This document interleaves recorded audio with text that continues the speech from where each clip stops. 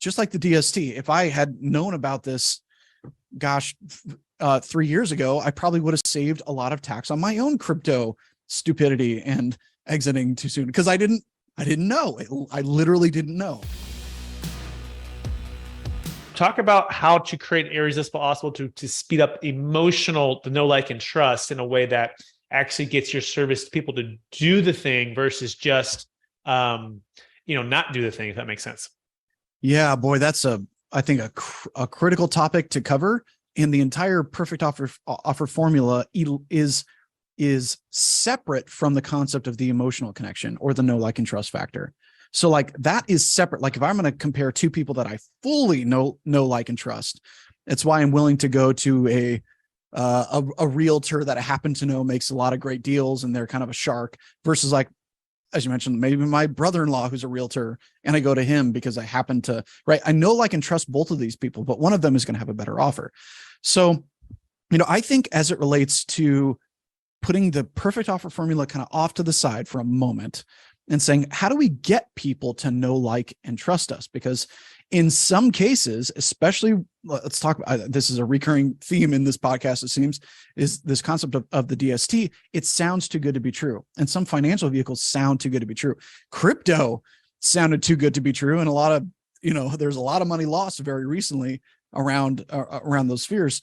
But there's like this delicate balance between trusting someone and that trust being validated. So if we put the perfect offer formula off to the side and say, that's on the assumption that someone is already going to trust you and believe that you can deliver what you're going to do. I think that there's two verticals here. And this is really where marketing comes into play.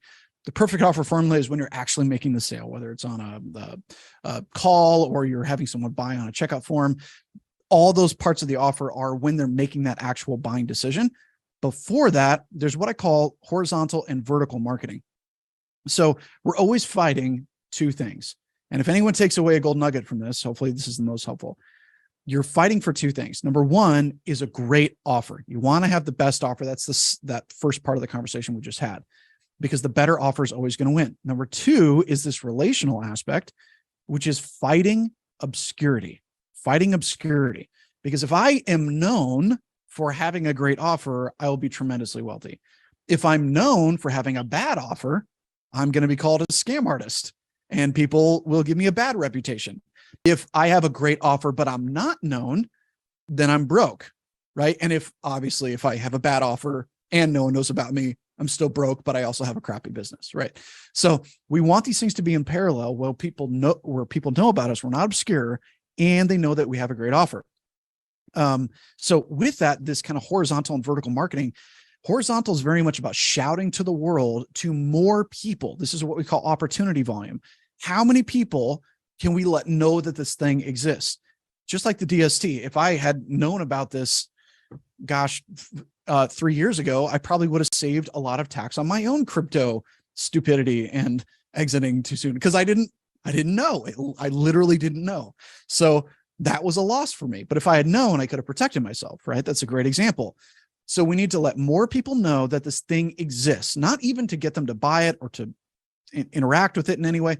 This exists and it's legitimate. Okay.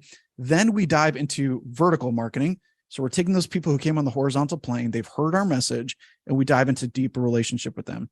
A lot of that is based on customer journey. How do we get someone who's just finding out about us to get some kind of a micro wins? And sometimes that's information. Sometimes it's like they actually get a financial benefit, or it's a time benefit, or someone helps solve a problem for them. What are the things that we can do to drive deeper into that relationship? And that's ultimately where the perfect offer formula being stacked into depth of relationship really aligns. But I'm fully convinced that all businesses who are doing extremely, extremely well have nailed these two areas: horizontal and vertical relationship building, plugging in what I call the perfect offer formula directly into the bottom of that sphere. You've got like this kind of alien-like shape of this thing where you could put in unlimited leads. This is how people are positive on the front end on their ad spend, for example, or they have so much referral traffic that they never even need to spend on paid ads because they're doing this. There's enough people finding out about it, drilling down to a deeper relationship, and then offering them something that's near perfect. Wow, that's so rich and amazing. Horizontal offer where you're getting the opportunity volume.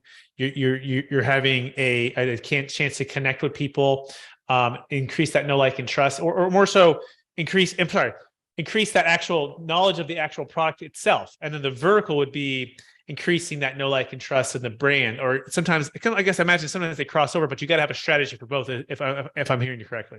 Yeah, exactly. So just letting more people know about it means you're going to get more opportunity volume, which then allows you to drill in much deeper. So in the financial sector, great example of a sales funnel for this is it's very relational. It's not a ton of pages. It's very simple. I need to let a lot of people know that this thing exists. The DST, great example. I need to let more people I'd be going into SaaS communities, crypto communities, and saying, look, how would you like to pay 4% instead of 40% on your exit, right? Like that's letting more people know about this thing, and then jumping on a one-on-one conversation to let them know about the details and that it's legitimate. Here's these case studies. Here's how this works. That's how we're drilling in deeper. And then we ultimately say, hey, we can do this for you. You can go ahead and go do it the way that you want to do it, or you used to want to do it, which was giving the government most of your money, like too much of it, versus this strategy, which is legal. It's been established for a very long time. There's a lot of people who've made a tremendous benefit by using this particular strategy. Would you like us to exercise this for you on your behalf?